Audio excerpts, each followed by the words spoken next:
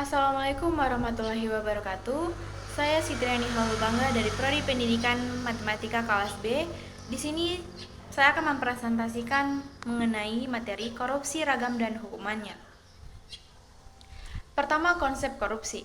Suatu fenomena sosial yang dinamakan korupsi merupakan realitas perilaku manusia dalam interaksi sosial yang dianggap menyimpang serta membahayakan masyarakat dan negara.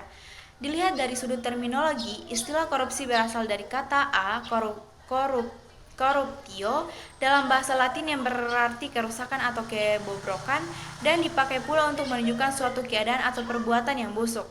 Dalam perkembangan selanjutnya, istilah ini mewarnai perbendaharaan kata dalam bahasa berbagai negara, termasuk bahasa Indonesia. Istilah korupsi sering dikaitkan dengan ketidakjujuran atau kecurangan seseorang dalam bidang keuangan. Dengan demikian, melakukan korupsi berarti melakukan kecurangan atau penyimpangan menyangkut keuangan. A.S. Hornby dan kawan-kawan mengartikan istilah korupsi sebagai suatu pemberian atau penawaran dan penerimaan hadiah berupa suap, the offering and obtaining of bribes, serta kebusukan atau keburukan atau desai. Sedangkan David M. Chalmers menguraikan pengertian korupsi dalam berbagai bidang, antara lain menyangkut masalah penyuapan yang berhubungan dengan manipulasi di bidang ekonomi dan menyangkut bidang kepentingan umum. Keanekaragaman pengertian istilah korupsi seperti tergambar di atas dapat mengakibatkan timbulnya kesulitan untuk memberikan jawaban atas pertanyaan tentang apa yang dimaksud dengan korupsi sebagai sebuah konsep. Atau dengan perkataan lain, keanekaragaman pengertian istilah korupsi dapat menimbulkan kesulitan dalam menarik suatu batasan serba mencakup tentang makna korupsi. Yang kedua, pencegahan korupsi dalam perspektif Islam.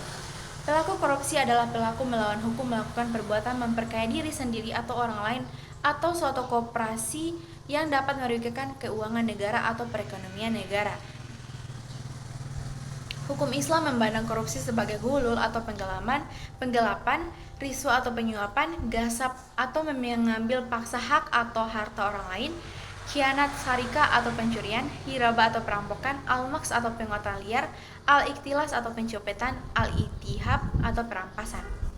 Adapun hukum Islam adalah hukum yang bersumber dari Al-Quran dan hadis. Selain itu, hukum Islam menjadi bagian agama Islam itu sendiri. Hukum Islam memiliki ciri-ciri utama hukum Islam, memiliki hubungan yang sangat kuat antara iman atau keyakinan, akidah maupun akhlak.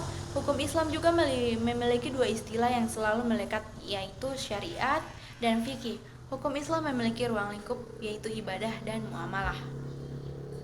Sekian dari saya. Wassalamualaikum warahmatullahi wabarakatuh.